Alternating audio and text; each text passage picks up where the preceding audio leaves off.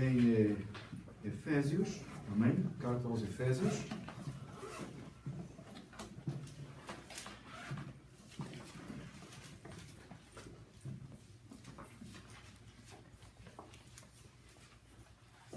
A palavra do Senhor no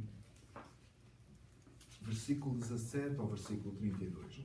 Não estou certo se chegamos ao 32, dada a riqueza da palavra, mas vamos iniciar. Vamos no todo o texto, de pé, com reverência, pela palavra do Senhor e depois, até onde, conforme a hora a gente termina. Vamos ser a todos, não cumprimentei a maioria dos irmãos, desculpem, meio corrido hoje, mas graças a Deus estamos na casa do Senhor, amém? E digo isto e testifico no Senhor, para que não andeis mais como andam também os outros gentios na vaidade do seu sentido, entenebrecidos no entendimento, separados da vida de Deus pela ignorância que é neles, pela dureza do seu coração, os quais, havendo perdido todo o sentimento, se entregaram à dissolução para que com avidez cometerem toda a impureza. Mas vós não aprendestes assim a Cristo. Se é que o tendes ouvido e nele foste ensinado, como está a verdade em Jesus, que quanto ao trato do velho homem, que quanto ao trato passado vos despojeis do velho homem, que se corrompe pelas concupiscências do engano, e vos renoveis no espírito do vosso sentido, e vos revistais do novo homem, que segundo Deus é criado em verdadeira justiça e santidade. Pelo que deixai a mentira e falai a verdade, cada um com o seu próximo, porque somos membros uns dos outros. Irai-vos e não pequeis, não se ponha o sol sobre a vossa ira, não deis lugar ao diabo. Aquele que furtava, não furte mais. Antes trabalhe, fazendo com as mãos o que é bom, para que tenha que repartir com o que tiver necessidade. Não saia da vossa boca nenhuma palavra torpe, mas só que for boa para promover edificação, para que dê graça aos que a ouvem. E não entristeçais o Espírito Santo de Deus, no qual estáis selados para o dia da redenção. Toda a amargura, e ira, e cólera, e gritaria, e blasfémia, e toda a malícia seja tirada de entre vós. Antes sede uns para com os outros, benignos, misericordiosos, perdoando-vos uns aos outros, como também Deus vos perdoou em Cristo. Oremos mais uma vez, Senhor, diante da dimensão da Tua Palavra, da profundidade prática deste ensino. Eu te peço, ó Pai, que pela Tua misericórdia possas falar connosco nesta tarde, nesta noite, e nos revelar Cristo Jesus, Senhor nosso, e os princípios pelos quais devemos andar. Em nome de Jesus. Amém. Nós podem ficar sentados. Paulo chega neste ponto de Efésios, e depois de ele falar da unidade, da fé, e ter falado do corpo de Cristo, analisámos a semana passada, e a forma, ele vem falar do versículo 17 ao versículo 32, de uma forma muito prática, de determinadas áreas da nossa vida. Irmãos, nós temos, nós já falámos aqui várias vezes, que a salvação, o ensino do Evangelho, se divide sempre em duas áreas, não é? Duas áreas principais, que é o carisma e a didática. O carisma, que é a pregação do Evangelho, apresentar Cristo Jesus como Senhor nosso, é aquilo que nós fazemos ao descrente e que precisamos a cada dia renovar. Não é uma mensagem que ouvimos uma vez, mas nós precisamos de falar da salvação que há em Cristo Jesus.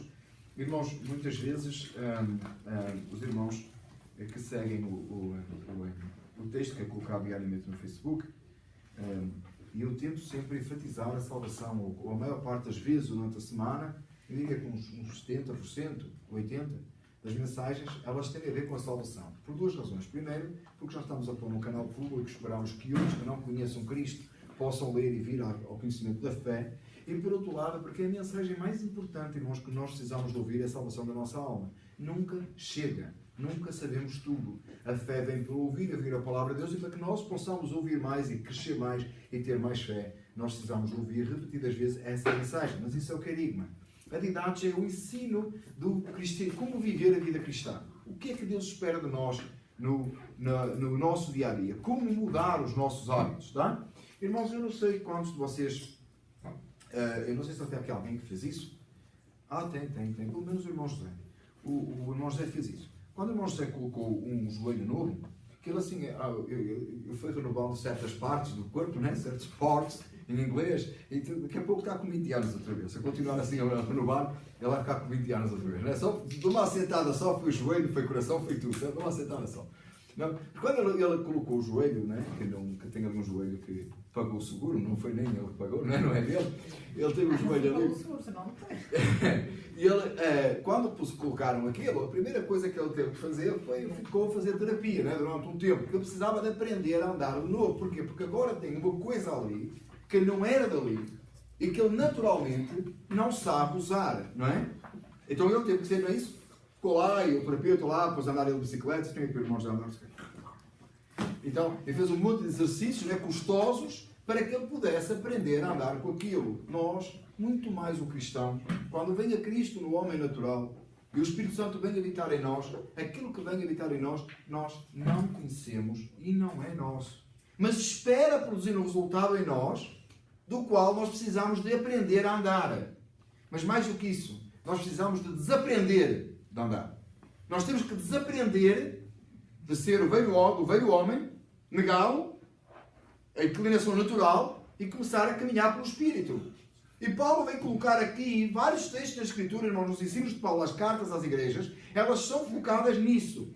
Como viver a vida cristã. Tem textos que os irmãos lembram perfeitamente, que nós estudamos aqui quando fizemos aquela série... Amados, como é que era aquela série do Build? Esqueci agora o nome. Os irmãos lembram, os meninos? Só os inícios, os irmãos estavam desde o início, devem lembrar. As séries do Build, Primeiros Princípios, tá? Nos Primeiros Princípios tinham um livro que era extremamente prático, lembram-se? Que dizia como é que as irmãs devem se conduzir na casa do Senhor, como é que os irmãos devem conduzir, ensinando a outros, passando o testemunho, como é que fala dos senhores, dos servos. Lembra daquele baseado no texto bíblico? Que explica como nós devemos caminhar e andar a vida cristã, porque na verdade nós não o sabemos fazer. Paulo neste texto é exatamente sobre isso que ele está a falar. Por isso ele é de uma aplicação muito direta a nós hoje. E não há ninguém que esteja aqui nesta sala que diz eu estou resolvido em relação a isto. Porque desde que nós viemos a Cristo até partirmos para a eternidade, tem sempre como aperfeiçoar a nossa caminhada cristã. Não é?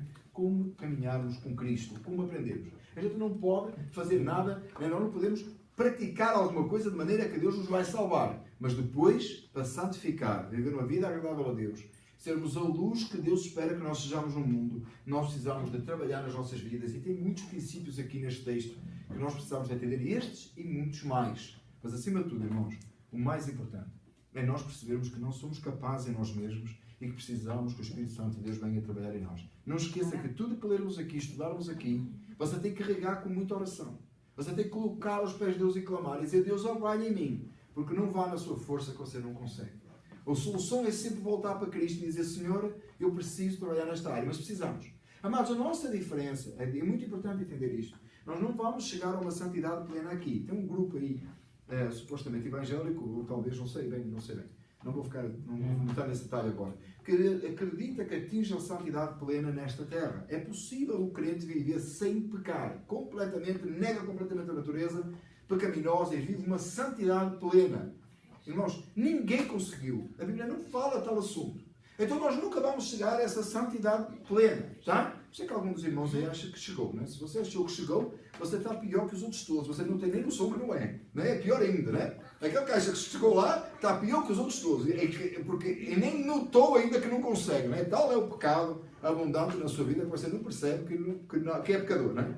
Então, a mente cauterizada é exatamente isso. É não entender que é pecador. Tá? Nós não vamos chegar a um estatuto de santidade plena. Só Cristo teve, né? Nesta terra que não pecou. Mas nós podemos aperfeiçoar e devemos aperfeiçoar e temos que aperfeiçoar. Mas temos que lutar por isso. Hoje não é uma mensagem muito popular na igreja pregar sobre santidade, aperfeiçoar. Não é muito popular. Mas você há de reparar nas cartas que era muito importante e os escritores das escrituras inspirados pelo Espírito Santo traziam essa mensagem para a igreja. Então é importante para nós hoje. Tudo isto só fazer a introdução ao texto. Olhe comigo, irmãos, por favor. Eu nem projetei, não é, irmãos?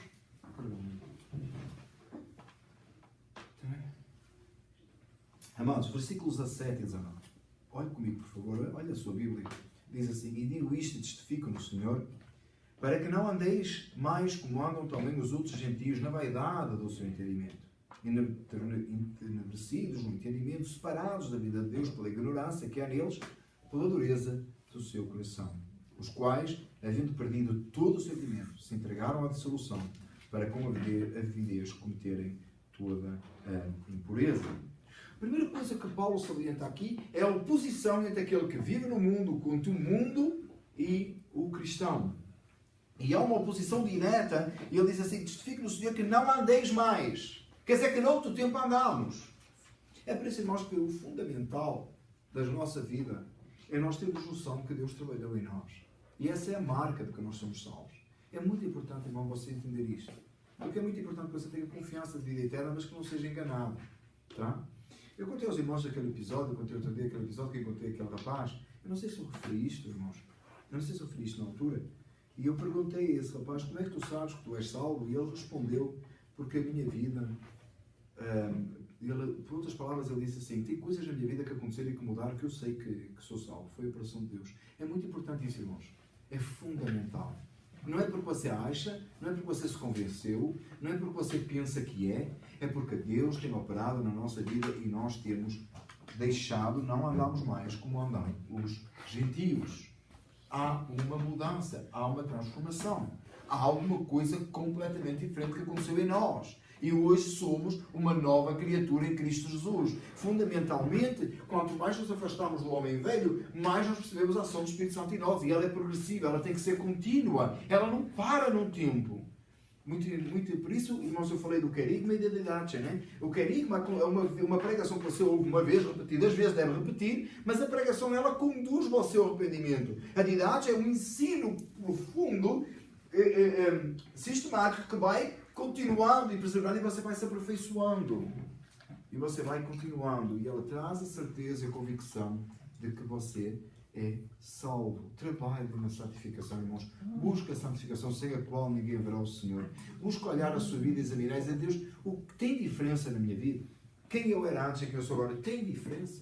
Alguma coisa mudou? Mas não é uma coisa que você finge que mudou. Tá? Não é uma coisa que você disfarça e parece ter mudado. Não aquele sorriso amarelo que a gente faz em certos momentos para dizer que é cristão. Ou aquela ar de reverência que a gente faz para mostrar, né? Irmãos, não tem nada disso. É uma vida transformada, profunda. Nós temos de ter cuidado a não misturar as coisas. Tá? É claro que nós estamos na casa do Senhor, embora o culto esteja bíblico, estamos com reverência, estamos no nosso lugar, estamos a ouvir a palavra de Deus, sabemos que é Deus a falar connosco. Irmãos, mas não confunda isso com santidade. Porque tem muita gente muito reverente, irmãos. Uma vez eu pisei na Igreja Católica. Mas depois lavei os pés, irmãos, está tudo bem. Não, brincadeira. Eu precisei de ir à Igreja Católica a chamar... Estou a brincar com lavar os pés, tá? Mas lavei mesmo, não é por isso. Fui à Igreja Católica a chamar a minha avó. E entrei na Igreja Católica de chapéu na cabeça. E mal eu entrei, um monte de gente lá mandou-me tirar os chapéus. Era uma criança. E estavam todos com reverência. Mas nenhum deles tinha vida transformada, só não estaria naquele lugar.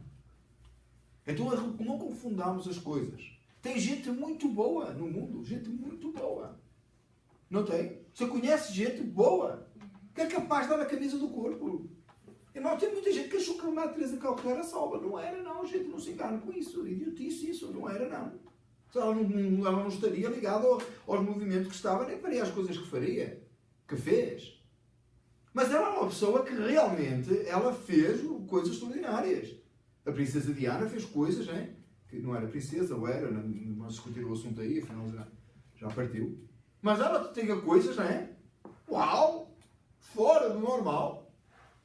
Né? Não estou a falar de alguém, não estou a falar de dois casos de pessoas que notoriamente iam acima da posição das pessoas, porque não havia uma necessidade tão de ser estrela. Embora na princesa Diana a gente fica na dúvida, mas não era assim tanta necessidade. Não é como, por exemplo, você espera sempre que a esposa do presidente, a primeira dama do país, tenha uma ação social num sítio qualquer, porque faz parte do job description, ou daquilo que a sociedade americana exige dela, né? Sapatilhas, ou salto alto, ou trocar por sapatilhas, quem lembra dos ténis lá dela, né? De qualquer jeito, ela tem que ir lá no local ainda que tenha que trocar de sapatos. E todo mundo fica a olhar para os sapatos e entender o que é que a pessoa fez, né? Mas você fica sempre à espera, não é a mesma coisa. Na Princesa Diana e na Irmã Teresa de Calcutá você via outro tipo de ação. E é interessante como é que a Princesa Diana acaba a vida dela, né? Derruba completamente a ideia de santidade, não é? Não estão lembrados, não é? Tá? Então, irmãos, é preciso nós termos em atenção que aquilo que acontece na nossa vida seja uma ação sobrenatural de Deus que conduz a um propósito santo onde a glória de Deus é manifesta. E é isso que está a falar Paulo. Não é ter umas atitudes boas. Não é ser boa gente num sítio qualquer. Não é ser prestável. Não é ser uma pessoa engraçada, simpática, agradável. É muito mais do que isso. É um poder sobrenatural de Deus que conduz um caminho de santidade para a glória do nome de Deus. É um caminho profundo, oposto ao que o mundo faz. Muitas vezes nem aceito pelo mundo. Tem momentos que o salvo é aceito pelo mundo, não é? Defende princípios bons, que a sociedade até aceitaria, mas na maior parte dos casos vai sempre tocar num ponto que não vai dar certo, porque Jesus próprio disse que o mundo que fez com ele faria conosco, não é? Iríamos ser desprezados e odiados por muitos, não é? Então, quando nós caminhamos um caminho santo num mundo que vive, que jaz no maligno, tem que haver um choque, claramente um choque, mas não é um choque que foi provocado quando se entrou em briga com alguém de propósito, não é? Durante muito tempo, algumas práticas de alguns cristãos em tempos de partir filme católico, de roubar estátua e ter umas atitudes violentas, não é? Umas manifestações estranhas. Não é isso, irmãos. É isso que você vai arranjar problemas com certeza. Vai parar na cadeia por fazer coisa errada, vandalismo. Não é isso, irmãos, não é isso. Não tem nada a ver com isso. Tem a ver com ter uma atitude santa e viver de uma forma santa num mundo que jaz no maligno, em que claramente é notório que você não combina, você não faz parte dele. Tem qualquer coisa aí. Não é porque você exerceu uma atividade. Irmãos, não há nenhum nas Escrituras você encontra que você encontra os apóstolos em oposição clara ao governo de Roma, porque eles diziam que o Senhor era Jesus. E eles diziam que o Senhor era César, não é? Mas não é porque eles foram lá bater no César, não é? Não é porque eles foram lá não é isso que aconteceu. Tá? Não é isso que aconteceu. Então, é uma conduta em que a vida mostra as palavras. Amém? Então, a primeira coisa que nós entendemos é que aquele que anda em Cristo, ele não anda mais como andava antes. Ele não se conduz como se conduzia antes. Ele não vive como vivia antes. Ele agora vive uma vida nova, uma vida diferente em Cristo, em oposição àquilo que era anterior. E eles viviam, o mundo, ou no mundo, quando você estava no mundo, você vivia separado da vida de Deus pela ignorância e pela dureza do coração. E hoje você vive uma vida em Cristo Jesus. Uma vida que tem que ser claramente separada. Você tem que olhar para a sua vida e você naquele momento, tem irmãos às vezes que você até consegue, você sabe quando é que o Espírito Santo tocou a sua vida e você se converteu, não é? Mas às vezes nem todo mundo sabe. Nem todo mundo sabe. Tem um processo que Deus trabalhou em nós e o exato momento da regeneração ninguém sabe, irmãos. Mas há coisas que ficaram. Eu ouvi aquela pregação que a sua vida mudou naquele dia. Ou você ouviu, alguém chegou a sua vez, explicou o Evangelho e você diz, nunca tinha percebido assim. Ou alguém orou consigo e você percebeu que Deus trabalhou em si. Não é? Tem pessoas que têm este momento, tem pessoas que não têm este momento. Ninguém não é mais salvo que o outro. Não tem nada a ver com isso. Mas, claro, muito obrigado. Mas tem independentemente, você percebe que a sua caminhada com Cristo, ela tem sido marcada por uma diferença entre um velho homem e o de agora. Ou entre a conduta que você tinha antes e aquela que você tem agora, o que você faria, o que você fazia e o que você faz agora. Amém, amados? Tá?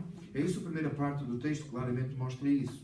No versículo 20 e 21, se você olhar comigo, diz assim, mas vós não aprendeste assim a Cristo, se é que o tendes ouvido e nele fostes ensinados, como está a verdade em Jesus. Então 24, que quanto ao trato passado, vos desposeis do velho homem que se corrompe pelas concupiscências do engano e vos renoveis no espírito do vosso entendimento. Amados, tome nota disto. Vós não aprendestes... Perdão, eu avancei demasiado. Era só 20 e 21, bem parecido. Desculpem, irmãos. Perdão. 20 e 21. Mas vós não aprendestes assim a Cristo, se é que o tendes ouvido e neles foste ensinado, como está a verdade em vós. Os salvos não aprenderam assim. E eles aprenderam a viver diferente. Não de acordo com o mundo, não da maneira que o mundo faz, e se é que nele foram ensinados. Amados, por outras palavras, e é isso que nós hoje temos perdido, um sentido cristão. Nós temos perdido muito isto, irmãos. com muitos enganos que se têm pregado. Se a sua vida, por outras palavras, se a sua vida não foi transformada, se você não vive de acordo com aquilo que você aprendeu em Cristo, então é porque você não aprendeu em Cristo. E por outras palavras, é porque você não é salvo. Aquele que não vê a sua vida transformada, aquele que não aprendeu de Cristo, e o Espírito Santo tocou, a vida continua igual, nada muda. E entra ano, sai ano, você continua a cometer as mesmas impurezas, a viver da mesma maneira. Irmãos, não há uma transformação, não há um desejo por Cristo. O seu desejo por orar não existe. O seu desejo, amados, tem qualquer coisa que não está bem, não pode estar. Não pode estar. A palavra de Deus é muito clara nisso. Temos ouvido e nele foste ensinados, como está a verdade, mas se vós não aprendeste assim, se é que o temos ouvido. E nós precisamos de avaliar a nossa vida, irmãos, a cada dia. Nós precisamos de todos que estamos nesta sala, irmãos, todos, o mais pequeno ou maior, o pastor inclusive, avaliar como é que está a minha posição em Cristo. Como é que está a minha posição em Cristo? Se eu sou salvo. Não é para você, às vezes a pessoa fica assim, não, é o diabo para nos confundir a nossa mente, a gente tem que rejeitar e tal. Amados, tem um momento que é. O diabo quer nos dizer que não somos salvos. O diabo quer nos enganar. Ele quer nos confundir. Mas a autoanálise, a avaliação da nossa vida, ela é muito importante. Irmãos, nós arranjamos culpas naturalmente para o nosso pecado. Nós arranjamos maneira de disfarçar. Porque a gente está muito ocupado, porque a vida está muito difícil, porque tem não sei o quê, porque tem não sei o que mal. Mas a gente arranja todo tipo de coisas. Amados irmãos, a igreja, após a reforma, ela viveu um despertamento enorme.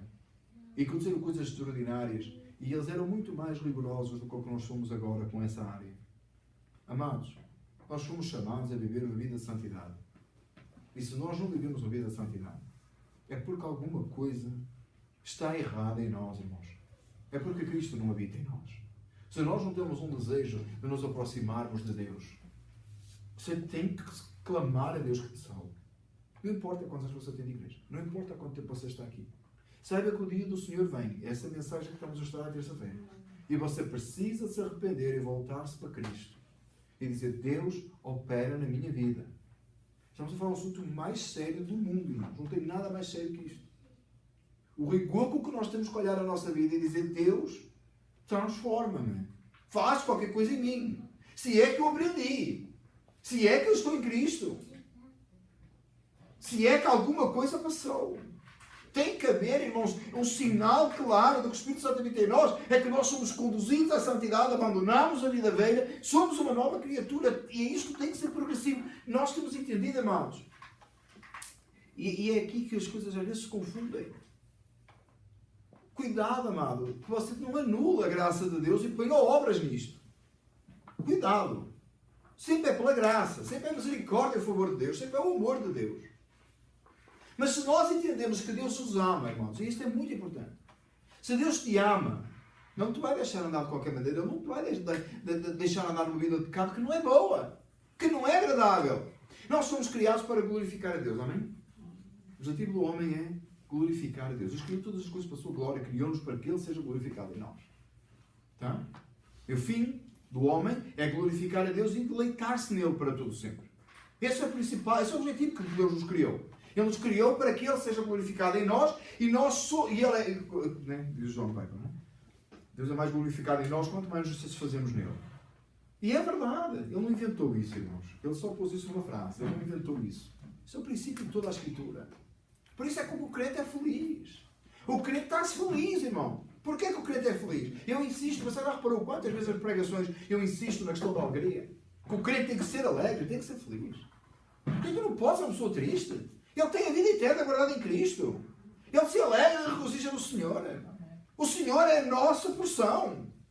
Ora, se o Senhor é a nossa porção e Ele nunca acabou, a nossa porção é garantida, irmão. Você tem uma porção hoje, tem uma porção amanhã. E se você partir, você está com Cristo. Mas se não partir amanhã, o Senhor é a sua porção. O Senhor é a sua alegria. Tem que ser. O crente se deleita no Senhor. O crente alegra-se até nas tribulações e nas angústias. E depois é muito fácil. A sua vida deve ser uma maravilha. Em Cristo, é maravilha. A Sónia fez assim. Claro, ela fez assim. Amém, amor. Mas a nossa vida é uma... Agora vai ser difícil. Cada vez que eu pregar isso, vou lembrar, né, amor? Obrigado. Quando nós... Mas a nossa vida é um prazer em Cristo, irmãos. É um deleite. É uma satisfação. O Senhor está a ser glorificado em nós. Se analisa a sua vida e veja como é que você está. E se Ele está a operar em nós, é pela graça. Nós entendemos que é Deus que opera, nós nos satisfazemos dele, alegrarmos dele, não é pela graça, não é pelas obras. Busque diante do Senhor que a sua vida seja santificada, busque santificação, mas não se esqueça que é Ele que opera em si, não é pelas obras, não é pela graça. Por outro lado, não fique como muitos que tenho visto, irmãos, ao longo de muito tempo. É Deus que opera, é Deus que faz, se Ele quiser faz, se Ele não quiser não faz, e a gente vai ficar por aí e tal. E tem conduzido a um liberalismo, irmãos, dentro da casa do Senhor, que depois já vale tudo, não é? Porque é pela graça anyway. É assim que você vê agora daqui a umas semanas, aí a igreja celebrando o Halloween, fazendo tudo o tipo, Halloween ou outra coisa qualquer, a fazer todo o tipo de coisa, porque está tudo bem, não é? É assim mesmo. Porque é graça, não é? Não ponha graça na condenação de Deus e nos atos condenáveis que as Escrituras condenam. Não ponha graça nisso. Não tem nada de graça isso. Nem tem graça, nem é engraçado. É sem graça. É sem graça mesmo.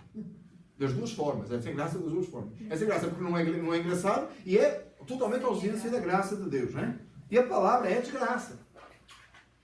Ontem, falando lá ao juiz, iniciou a dizer, meus irmãos devem ter assistido, iniciou a dizer que era uma desgraça nacional. E foi um choque, não é? Pô! Não gostaram, não é? Eu não sei o que é que você chama aquele episódio que ele conheceu ontem. Consequência de mentes pecaminosas, regardless se ele está certo ou se ela está certo. Já percebeu que a origem daquilo é pecado? De um lado ou do outro, seja que o pecado é mentira ou o pecado tenha sido assédio, é pecado. E o país parou. Você percebe a natureza pecaminosa? Percebe como é que funciona? Quem não tem Cristo? Engraçado que o apelo em defesa foi eu sou católico, não é? Ele não disse assim, ele disse de outra maneira, não é? Eu fui criado católico. De outra maneira, não é? Ele deu um jeito de tocar por aí, não é? Na defesa dele. Não sei quantos irmãos, quanto é que vocês ouviram disso, eu só ouvi um pouco. Mas, amados, pensa se não é a origem, não tem a ver com o pecado. De uma sociedade que se conduz sem Cristo. E eu falar a coisa mais certa que ele disse naquilo tudo, embora ele referiu-se a outra coisa, isto é uma desgraça nacional. E é. Para o país, por causa do pecado, seja ele a mentira, ou seja ele a questão sexual, o assédio sexual, seja qual for. Porque uma das duas foi, não foi? Ou ela está a mentir, ou ele realmente cometeu o ato, não é? Mas é sempre pecado que está por trás. E gerou isto tudo. Amados,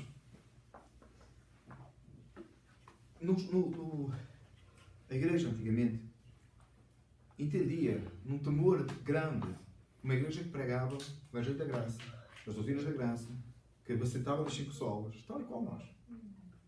Eles eram muito menos benevolentes com o pecado do que o que nós somos. Eles eram muito mais sérios com o pecado do que o que nós somos. Hoje a igreja tem perdido o temor a Deus. O João vai falar isso um bocado. Vemos? Temor a Deus. Nós temos perdido o temor. Nós somos capazes de ofender a Deus e de justificar-nos a nós próprios. Não, foi assim porque, claro, não é? Quer dizer, o que é que eu ia fazer? O que é que eu ia fazer? Amados, às vezes não há temor. E deixe-me dizer isto, irmãos, por favor. Entenda dizer isto com amor, uma exortação. Às vezes não há temor por Deus. E sabe porque é que eu sei que não há temor por Deus? Porque às vezes não há temor pela igreja e pelas autoridades na igreja. E se não há temor diante da autoridade da igreja, não venhas a que tem temor a Deus que não existe. Fiz-me entender, amados? O Senhor nos ajuda a perceber essas coisas. A seriedade com que nós tratamos as coisas. A leviandade com que nós tratamos as coisas sérias de Deus. Diante de um Deus todo-poderoso. A igreja, de há 500 anos atrás, 400 anos atrás, 450, ela era muito lá as coisas muito mais sérias. Foi por isso que vieram para este país, colonizar este país. Sabe porquê? Porque já tinham saído da Inglaterra, foram para a Holanda, mas acharam que os filhos estavam a se envolver demasiado com as coisas do mundo. Então decidiram, vamos para um outro continente, lá para o outro lado. Morriam no caminho. Muitos morreram no caminho. Em barcos, coisas difíceis. Vocês assim, quem sabe a história está a dizer, também fizeram negócio com os malfeitores para chegar a esse país. I know that too.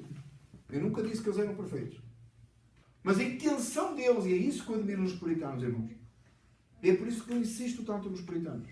É que o desejo deles era realmente viver afastados do mundo e criar os filhos do temor do Senhor.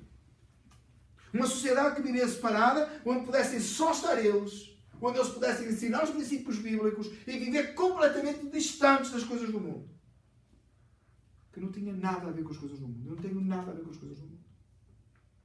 Eles não queriam ter influência da Reina Inglaterra, eles já não queriam ter influência nem dos holandeses. Eles queriam viver completamente separados. E você chega lá, e é por isso, irmãos, que eu podia ir a Plymouth todos os anos e vir de lá satisfeito. E os irmãos que me conhecem sabem, sempre que eu vou para aquele lado, o ano passado eu fui para aquele lado, mas achei que era perto. Só para passar lá mais uma vez. O ano passado 2 anos, levei o Lucas lá. Amados, eu gosto de ir àquele lugar. Eu gosto de estar naquela casinha, cara do pastor, e aqueles livros lá que ele lá tem, e poder tocar naqueles livros antigos, onde que a gente não sabe nem se são originais, porque você começa a ter uma conversa com o fulano que lá está, e ele diz-lhe que veio num barco da Europa. E eu só quero saber se aquilo é original. Ele diz, mas é do nosso irmão. Eu tinha uma Bíblia lá, e eu abri e dizia João Calvino, e eu disse, esta Bíblia era mesmo do Calvino? O nosso irmão que esteve... Cala com a conversa, para de fazer teatro, eu quero saber mesmo. Mas não dá, porque ele só fica... Aquele é o papel dele, não é? Amados, eu fico fascinado com aquilo por causa do desejo de um povo de viver em santidade. Eles erraram porque se afastaram numa comunidade. Claro que erraram nessa. Mas, amados, o que Deus nos dê a nós hoje, anos depois, que nós possamos olhar para os puritanos e dizer, Deus, dá-nos um desejo assim de viver em santidade. Faz arder o nosso coração para que possamos viver no mundo, mas afastados do mundo. Que o nosso deleite seja completamente o Senhor. Que o nosso deleite seja completamente a Deus. E só Deus. Que o nosso prazer esteja em Cristo. Se nós formos assim ensinados, nós vamos terminar no versículo 21, irmãos. Se nós formos assim ensinados, que Deus possa operar em nós dessa forma poderosa e maravilhosa. Que o Senhor não nos deixe, irmãos, secos dele. Se nós acreditamos que Deus é amor, e se Deus preparou e chamou o seu povo para viver para a sua glória, para nos deleitarmos e termos prazer nele, e você acredita, irmão, se o Senhor perguntar, você acredita que Deus ama a sua alma e o salvou? Você diz que sim. Então, está certo, todo mundo concorda, João 3,16, todo mundo sabe, sabe? Você sabe que você faz parte do povo de Deus, que Deus chamou pela sua misericórdia, pelo seu grande amor, e Ele pôs a culpa que estava em si e Ele a pôs em Cristo Jesus. Todo mundo está aqui a crer nisto. Crê nisto.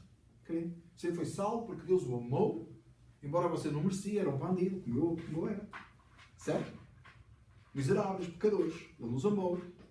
E o amor é incondicional. Ele não nos vai amar mais ou nos vai amar menos. Ele nos amou ao ponto de entregar o seu próprio filho. Não tem maior amor do que este alguém dar a sua vida por alguém. Ele não vai te amar mais. Deus nunca nos vai amar mais. Entendeu isto? Nem pode amar menos. Porque o máximo de amor Ele demonstrou pela sua igreja somos nós. Tá? Você não está à espera que Deus te ame mais, para não? Você não acha que Deus ama mais uns do que outros, para não? Acha? Está alguém aqui nesta sala que é mais amado por Deus que os outros? Pode sair, porque você está no sítio errado. Que aqui somos todos amados da mesma maneira.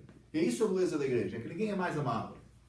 Deus não ama mais um do que ama o outro. Não tem nada a ver. Ele nos amou ao ponto de entregar ao seu filho, não tem maior amor do que este, seja de alguém dar a vida pelos seus amigos. Deus nos amou sendo nós ainda inimigos dele.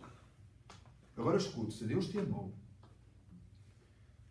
ao ponto de entregar o seu filho, não nos dará como filhos juntamente todas as coisas? E o que é todas as coisas? É a possibilidade de viver para a glória dele em santidade. Você percebe que Deus tem um package que vem com a salvação. Tem um package. Tem um conjunto de coisas. Não é um package. Um pacote. Tem um pacote de coisas que vem juntamente com a salvação para você desfrutar. E dentro, quando você abre isso, você recebeu a salvação e tem um package. Sabe o que nós temos tendência a fazer? Nós, reformados, já percebemos que a salvação é pela graça. Todo mundo está aqui entendeu que a salvação é pela graça. Você não fez nada para a salvação. Todo mundo acredita nisto. Nós, reformados, entendemos isso. Graças a Deus que Deus nos abriu o entendimento. Você recebeu a salvação em Cristo, mas vem no package. Sabe o que a gente normalmente faz? Não. Você deixa estar. Eu recebo a salvação, mas o package há o fingertização.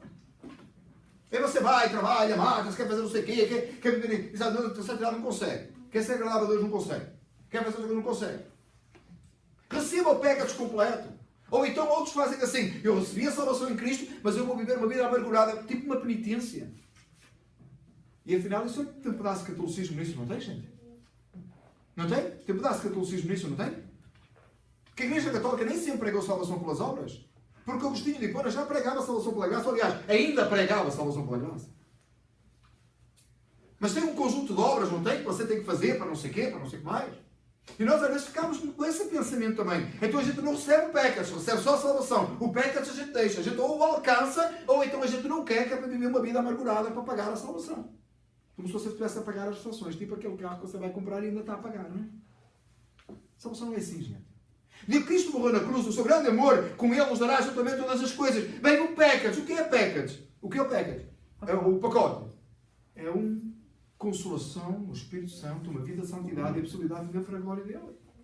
Um prazer tão grande o qual você nunca experimentou. Antes. Porquê? Porque não podia. Quando o crente, quando o cristão recebe Cristo Jesus, o Senhor salva a sua alma, não chama a salvação, você automaticamente é dado um embrulho para você desfrutar o resto da sua vida. E é tão profundo, irmãos, quanto mais você tira, mais tem que tirar. Você santifica, continua a santificar, você continua a se alegrar no Senhor, regozija-se cada vez mais em Deus, o seu prazer está no Senhor e cada vez tem mais para tirar. E assim, mas nunca mais chega ao fim. Quando você tocar a última das bênçãos que Deus tem para te dar, espirituais, você parte para a eternidade. Quando você vir o fundo, você vai ver que depois do fundo tem uma dimensão eterna de glória para desfrutar para toda a eternidade. Paulo viu o fundo lá na masmorra. Ele não estava a ver o fundo da masmorra, ele estava a ver o fundo do pacote. Do package. Do pacote.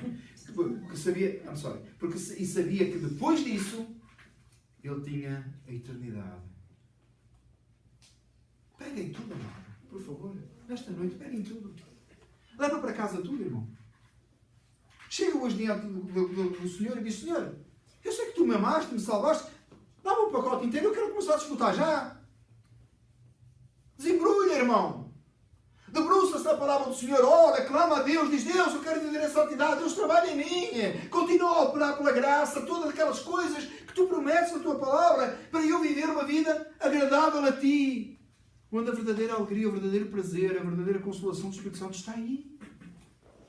Não é mais para você viver amargurado. Sabe uma coisa que eu entendo? Que deixa Deus muito triste. O Espírito Santo e o seu Espírito Santo. É Deus que pagou tudo, fez tudo por si, e você ainda quer fazer um pedaço. Ainda quer fazer mais um pedaço. Ou quer compensar a Deus.